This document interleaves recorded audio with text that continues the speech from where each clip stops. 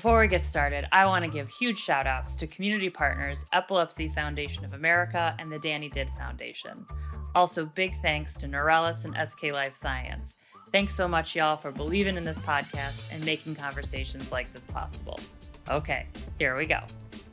Hey guys, welcome to What the F. So I am very excited because we are recording from News 3 Now in Madison, Wisconsin with our very own news anchor, Sarah Carlson. Hello, welcome back to you, to Madison, and vice versa. And I don't even know where I am anymore. It's amazing. It's so great. Glad to be back here, right? Yeah, well, with you. Yes, because this is the second episode we have recorded together. If the name, is sounding familiar to anyone, Sarah Carlson, the last episode we talked about how you lost your job as a news anchor because of epilepsy. Yes. And I'm going to try really hard not to cry when I say this, but now we're here because you are a news anchor again. Yeah. Living with epilepsy. Exactly. Yeah. I know. I often tell people that when they would ask, so do you ever want to be in the news again? And maybe you asked during that first podcast, I don't remember. I would be like, well, no, that was another time in my life. And I was lying to myself a lot. Yeah. Because why say, well, yeah, it'd be great, when I never thought it was possible. Right. So it became possible. And yeah, it's like a dream come true. It is cheesy, and I'm not afraid to say it. It's absolutely been a dream come true. I've been back 4 months, so not even that long. I mean, but you're back and you're in it and you're doing it. I've watched your, newscasts and stuff. Have you? Good. And I'm like, I know her. Like, this is so cool. Yeah, it's been amazing. I'm back anchoring next to my co-anchor who I had to leave 11 years ago. Eric Franke, someone I've known forever. So you're back with the same, not only the same station, same team. Same team. Well, almost the same team. Right, we have a couple anchor. of different, but my co-anchor is an old friend of 25 years. Oh my God. And we anchored together, and I had to leave because of epilepsy. He never left. He's been here. He's like, I've been saving the seat for you. Been saving the seat. And he went through a couple of different fantastic co-anchors as well, and then people left. And I just sort of, Yeah, okay, so I want to talk about like how you got here, but first I want to do like a little bit of backstory between the last time we recorded and now, because, it wasn't like you all of a sudden were just like, I'm going to be a news anchor again. I think when the last time we recorded, you just started getting in the workforce again. Oh, wow, yeah. At, I believe it was an architecture firm? Good memory. Yeah. Yeah, I didn't work for 6 years or so because I was on disability. My seizures were so bad, my doctor finally said, you need to stop this, back in 2017. Meaning just work in general. Yeah. And you had already left news. I'd left news in 2013, and it was 4 years later or so that my doctor was like, you're creating a seizure, fire here. Yeah. It's getting worse because of the stress of trying different new careers and trying different jobs that I'd never done before. And it was awful, the stigma out there early on when I was still having seizures. I am, God bless, 4.5 years, going on 5 years seizure free. Hell yeah. That's so amazing. And I know how lucky I am. That's not wood, but we're going to pretend it's wood. I'm knocking on it. It might be fake wood, I'll take it. Yeah, there we go. So I got that seizure freedom and went, oh boy, what do I do? And that's about the time when people started asking if I wanted to be back in news. And, I would have loved to right away, but that opportunity wasn't there. Yeah. And so I worked for a local architecture firm here in business development, which is sales essentially. And that was hard. Learning a new industry. I like sales. It's the journalism salesperson is kind of. You could sell. What is it? Ice cubes to. What is it? Ice cubes to igloos, or people who build like you something. There's some phrase that my epilepsy brain can't remember right now. But that's good. I love it when you do that because I have the same. And that's the interesting thing too. I won't jump ahead too much, but I still have that little bit of epilepsy brain. Yeah. It's brain damage. Right. It was 12 years of brain damage. So I had seizures for 12 years. I love how you say that with a smile. You're like, 12 years of brain damage. Well, because I came out where I am now. Yeah. And so have you. Yeah. Whether it's seizure freedom or not. Right. You don't remember one word or saying, who cares? So I did business development for a local architect, and then I was actually on the board for the Wisconsin Epilepsy Foundation, and we lost our executive director kind of suddenly. Oh. And I'd kind of been looking for a new job and took it just went, I can do this. Well, let me tell you the hardest job I've ever done. Run a nonprofit, because I don't know how to run a nonprofit, especially when you care a lot about it. Right. And we were, we had a lot of missing pieces because we had someone leave suddenly, and wow. Yeah. It was around that time, if I'm not mistaken, if not before, I did reach out to the station first. I will take, I'll raise my hand. I like that. You took initiative. I took initiative when someone left, and I said, hey, are you hiring? Because I figure maybe they would. Yeah. And at the time they weren't. Okay. And it took for the second person who left, I was like, And I think they reached out to me, but all I know is there were a lot of coffees and a lot of meetings. And yes, I've been here for 4.5 months. It was right at the beginning of 2025.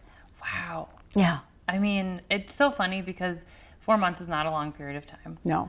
But you and I have been talking since, and you're so good at this that I feel like you've just been here for like 4 years. You mean good at anchoring? Yes. Oh, it's so funny that you say that. You're very nice, and you sound like my family, which is good, because my parents, you'd be honest with me, I think, even on TV or on your podcast.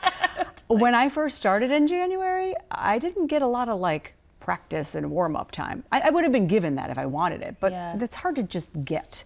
I knew I could sit there next to Eric. I call him Frankie. His name is Eric Frankie, and just hit the go button. But I felt a lot of dust falling off of me those first couple of months. I bet. And it's still happening from time to time. I'll be like, why in the world can't I enunciate that today?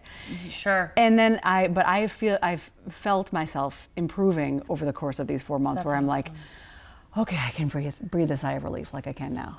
Yeah. Well, it's and it kind of is like a lot of things, just like the more you do it. Yeah. Yeah. I mean, I still have anxiety before every recording I do. Before this? Oh, yeah. Really? Yeah. Although I will say on the car ride over, I did tell Steve, my husband, I was like, I'm just so excited because this is Sarah. Right. It's different and when it's you're different. friends. Yeah. So, we, full disclosure, Sarah and I are really good friends, too. So I was like, this is awesome. My anxiety was a lot less. But no, I'm always trying to, I don't know, just be better. And yeah, no, and I don't think that I get anxious, but I do get a little nervous because I am afraid of, I have had some shows that I go, oh my, what in the world did I do? And we joke, I said it with confidence, but it made no sense.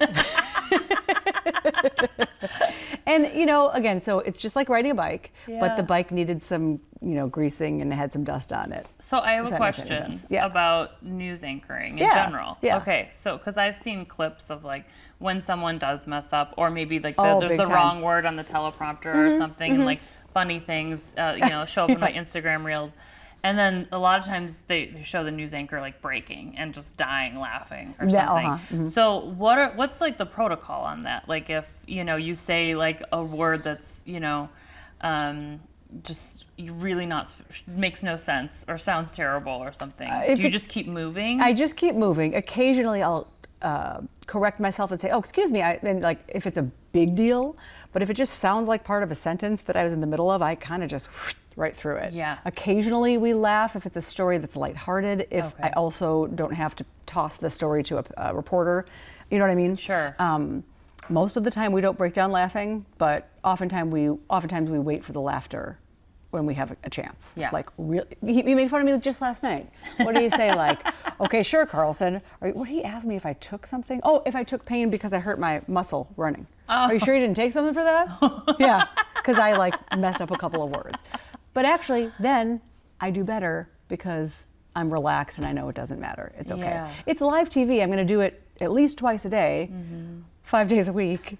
It can't be perfect. Yeah. Well, okay. So that's the other thing. Yeah. How do you manage, because yes, you are seizure free, but that doesn't mean you're free of epilepsy. Right. And so how do you manage that schedule? Because I just look at it and I'm like, not a chance. Right. I could never do that. But you are. I'm really glad you asked, because it's one of the things I'm going to bring up when I do a story on this podcast for the station. I took the job knowing what I could handle. I need a lot of sleep, probably more than most adults. I don't know about you. I need 9 hours. Minimum. Yeah, 9 hours is a lot of sleep for an adult. It's a long time. It's a long time. So I rush to get home and I take my meds, which get me sleepy, and then I sleep in. Does that mean I'm not tired though? no, I'm on a medication that works really well. It's because I'm on a lot of it. Yeah. So I like my coffee. And I started out the first couple of months with a lot of naps. Smart. And it's not something that I don't think about a lot. I have to be careful. Yeah. I'm also really worried, and I had a couple of really close friends who are on the Epilepsy Foundation board, and my doctor, who said, you absolutely should and can do this, but you listen to your body. If you get too tired, take a sick day. If you get too tired, take a nap, or don't go in, or go in late. And I know the people who work here would understand if that had to happen. I mean, that's huge. It is huge.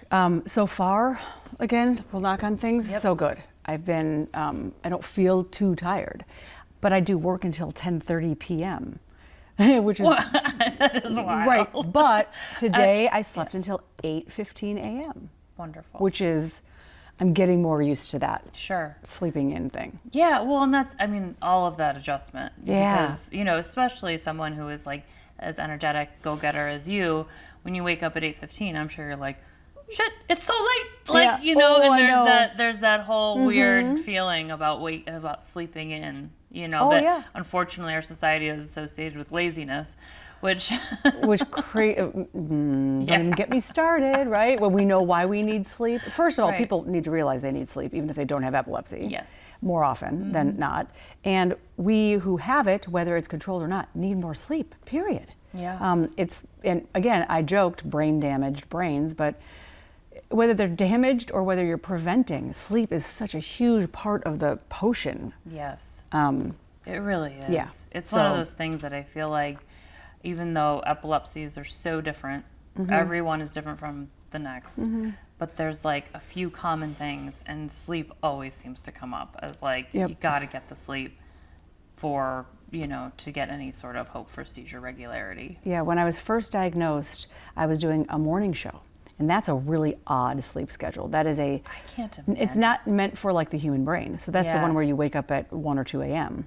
because you're on TV at 5. Right. Oh my God. And after a few years and they found a brain tumor, my doctor was like, okay, no more of that. Yeah. You're done. Yeah. And I think that's important to point out too, that it was the doctor that made the call. Absolutely. Not like the news station was, you know, like you got to go. Because you even had a seizure on air.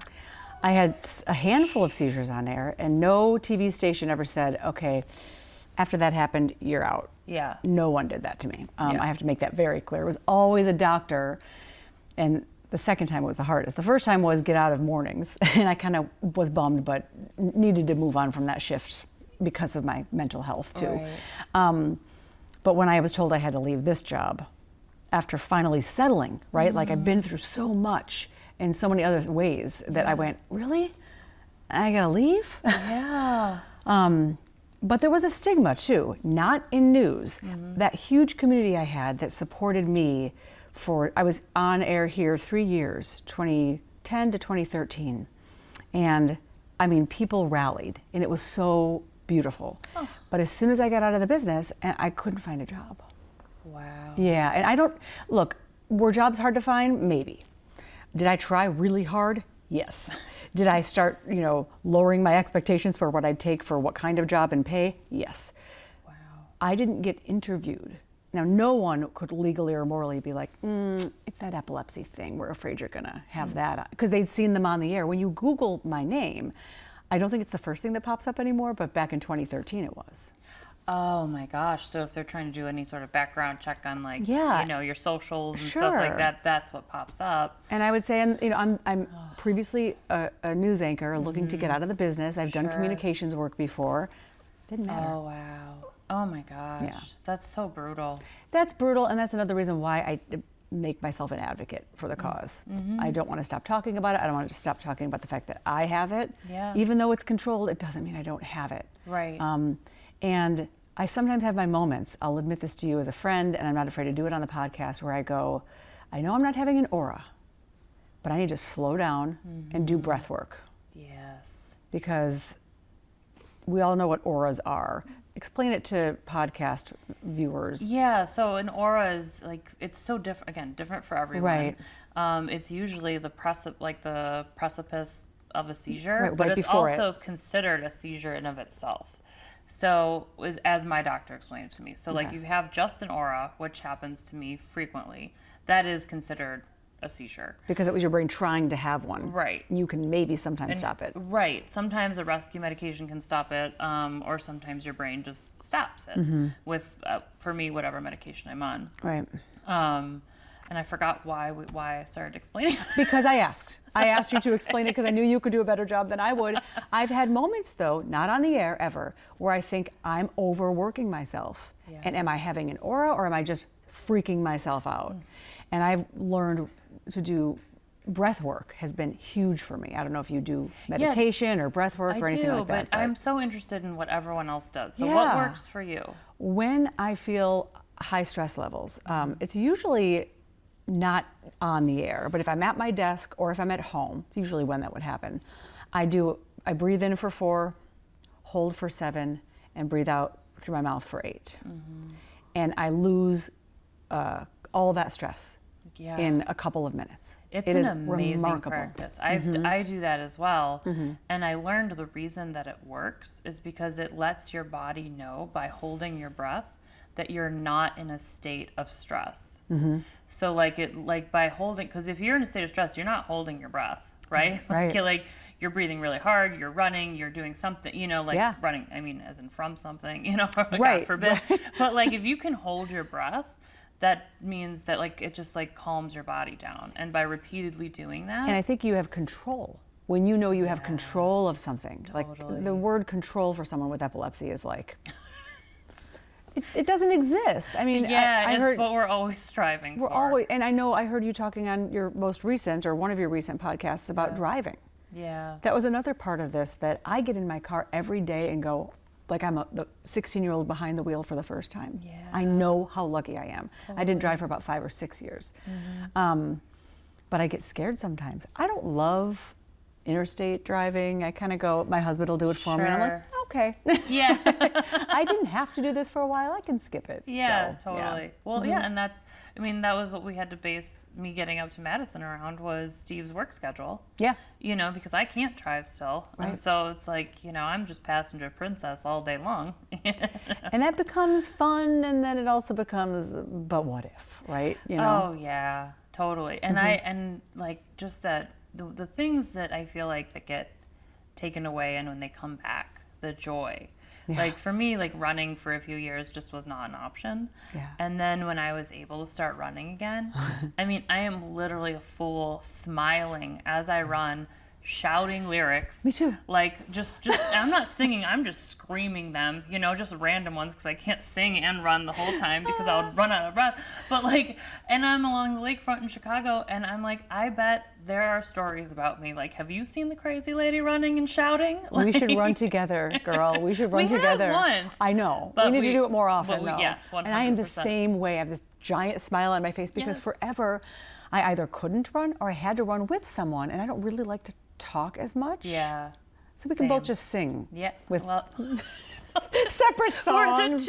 Let's make it the two crazy ladies who are just shouting. I'll do running. it. That would be so much fun. And that's another thing too. I ran marathoning, and long distance running became my therapy for all of my epilepsy issues. Yeah.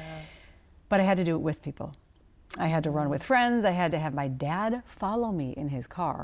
I shouldn't say had to. He offered to. Follow me around for my short runs. I know. Awful. Like, it's sweet and awful. It's sweet and awful. He followed me. I'll never forget when he followed me a couple of times and I had seizures. He would just like, okay, pull over. Because my seizures at the time were partial complex. I was losing consciousness. But I wasn't falling over and convulsing like someone would in a tonic-clonic or whatever. Sure. So I would just stop and sit down and sometimes lay down, which is kind of odd if you're on a path. Yeah, so he would follow me along a path driving and then have to kind of like stick me in the car. Okay, we're going home now, Sarah. And when I would come to, I'd be like, what was I doing just? And that's when you get bummed. Yeah. Like 10 minutes later. Totally. Yeah, when you like come to and realize that something awesome was happening. And in my case, I'd be like, dang, I only got 5 miles in. I wanted to get 8. And then I used Athletes with Disabilities. I don't know if you've heard of that program before. I have from you, but could you talk more about it? Because I'd be happy to. Love this program. It's I imagine it's international because my first guide she's a friend, was from Canada. Okay. And I believe that the nonprofit pays for these people to be guides in the race, but doesn't pay for the transportation. So a guide has to have the means to go to, it's usually the big races. So I ran the Chicago Marathon several times with these people. That's awesome. So what they would do is say, you're in the race, because it's hard to get into the race. Yeah. And she would fly down from Canada. On her own dime? On her own dime and stay in a Wow. hotel. So I ran with her Wow. twice, and then I ran with a local Chicago, a young man, Yeah. another time. And what's the name of the program again? Athletes with disabilities or for disabilities. Okay. I apologize. I'll look. I don't remember which one. I'll look it up Yeah. and I'll put it in the episode description so if anyone wants to check it out. It really was Yeah. kind of a lifesaver for me because those last years the last 3 times I ran that marathon, I needed it mentally and emotionally. Yes. My epilepsy had gotten to me enough, and Yeah. other life circumstances had been in the way, and I wasn't working. Right. You know? Yeah. And work to me is fulfilling. And now that I'm back, again, I don't care how cheesy it sounds, it is the job I love. The one I know how to do. I realized, oh, okay, I know how to do this. I don't think I'm the best at it, but I want to be. Yeah. And I don't just love anchoring, by the way. I should probably tell you I get to do stories. Yes, I've seen those too. Okay, good. But I sound like just stalking you. Yeah, online. you please stalk me all you want. I wish I could do more of that because, but there isn't time to do that every day. Sure. But that's one of my favorite parts of the job, actually, getting to tell Why is people's that? stories. I love interviewing. You're interviewing me right now. Does it feel weird? No. Oh, good. No, Okay. I feel like we're having a conversation, so it Okay. doesn't feel weird. Yeah. Okay. Good. But I just love learning about people, and I love, what's a good way to put it? Spreading the word about something that's important. Yes. So getting people more informed. So I did a piece on Medicaid. I loved that piece. I'm actually going to drop that in the episode description as well, so people Oh, can good, check that out. good. Yes. Yeah, it's still an issue. There's still Yeah, a big question mark right now. Yep. And we are doing a partnership with St. Jude Hospital in Memphis, Tennessee. Oh, wow. Talking about, and I didn't know they're doing a program called a Dream Home Giveaway. So a local builder for free, and all of the people who, the parts and labor, everyone donated their time. They sell this house nearby in a suburb of Madison, and all of the proceeds go to St. Jude, where the care is free for children with cancer. Wow. And it's research as well. So I've learned a lot, but I got to tell that story and be part of this program that, I feel lucky that I got picked to do that one. I mean, that's amazing. But health and human interest stories are kind of my favorite thing. We do unfortunately have to tell a lot of stories about shootings and bad things that happen, but we're doing it because people want to know and be informed and feel safer. Because sometimes people say, well, why do you always have to do all those? When we don't, people also complain. Oh, I bet. It's a tough balance. Yeah. A really tough balance. Totally. Yeah, because you can't not talk about the Right. bad things. No, I know. right? Exactly. So it's nice when you can throw in the good things like the St. Jude one. Right, right. Until I'm sure that balancing act is just brutal. And we had a story yesterday about a young teenage girl with her border collie going to a special dog show. Oh, fun. Right. Love it. In Portugal. So yeah, I know. I wanna go. Exactly. So do I.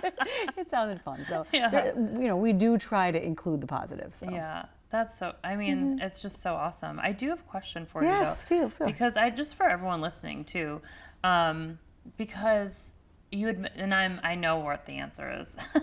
That's okay. It's You something can ask. we've talked about before Yeah. though, and I think is really important for other people to hear. If you weren't seizure free, would you still want to be here and doing what you're doing? And that's the part that I won't cry. But I'm not sure. I think when we talked about it before, I said, you know what? Yes. Because I want to be that. That's kind of the tough Sarah wants to say yes. But I also remember having seizures on TV. And then how exhausted I was after I had them. Yeah. I think I took a day off after one of the really bad ones because that's what happens when you have a seizure.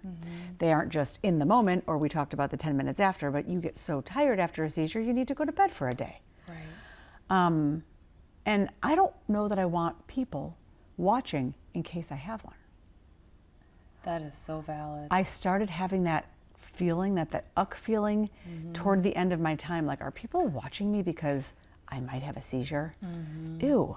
right? Yeah, totally. It's such a vulnerable, it's such a vulnerable thing. Like, I can't even watch myself. Like, there have been times where they've caught it on camera and they're like, do you want to see it? And I said, absolutely not. Like, I can't handle that, you know? And I often having other people see it outside of the hospital, I don't know. Well, I encouraged people to go watch mine because I said, I want you to see what happened. And then back when it was on YouTube, people were saying this is demonic or that the government was controlling me. So I wanted people to see the stigma. So that's why I wanted people to watch it. And now, to be honest with you, I don't want that because of that thing we talked about. But worst case scenario, they came back next year or in 10 years if, you know, I still look like I can be on TV. Girl, yes. I'm joking, but the you point will is, always look like you can be on TV. Don't tell me that because I'll be here at 80, like, really? What's wrong? And I'll still be tuning in. But I think I would say let's stick this out. Yeah. Depending on the circumstances, because we didn't know what my triggers were, meaning we didn't know what caused my seizures. I had no triggers. We didn't know how often they would happen. It was like every 2 to 4 weeks. And then they would come in clusters, which means I would have 5 in a couple days. Yeah. I hope that wouldn't happen again. But if they came back, I wouldn't want to quit either. So ideally, no, but I wouldn't quit either. Right. That's a really long answer to your question. No, but that's because it's complicated. It is complicated. And I just appreciate the honesty and like, you know, what you want to say and what you know is true in your heart. Right. Yeah. And I want to represent the epilepsy community. Even though I know I'm seizure free, I still have this condition, and I don't want people to forget about that. Well, that's another thing I actually want to talk to you about, because I feel like there's a lot of, within the community, there can even be a lot of, whether it's feeling self-conscious because it's like, oh my gosh, I don't have seizures anymore, so do I really have epilepsy? Or maybe even coming from another place, like from someone else being like, well, you don't even really have it anymore because you don't have seizures, you know, like, and I think it's called, and I could be completely wrong, but like survivor's guilt, essentially. Yes. Oh, yeah. Even though you that. still haven't survived because you still have it. Like, how do you... Right, it could still kill me, but... Right. Well, there's so many people I talk to who struggle with this, and I'm just curious as to like how you handle it. You know what? I've tried not to let it get to me because I just feel like one of the lucky ones. And then I say there are so many people, if I didn't have supportive family, mostly, and my now husband, John, I don't know whether I would have literally survived because I needed their financial and physical help to be alive, to pay the rent, to get the food, to get places like we talked about. I didn't drive.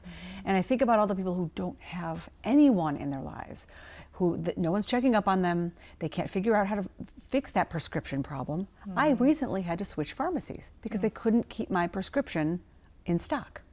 And I couldn't refill it too soon because it's a controlled substance. That complexity, I can figure that out. Right. So many people who have ongoing seizures cannot. Totally. So I try to take my survivor's guilt and throw it out the window and say, how can I help? And when someone emails me or says, wants to talk about it, let's talk. Yeah, absolutely. Yeah. That's the thing too, is that like, I feel for those people as well who just like, feel stranded. Yeah.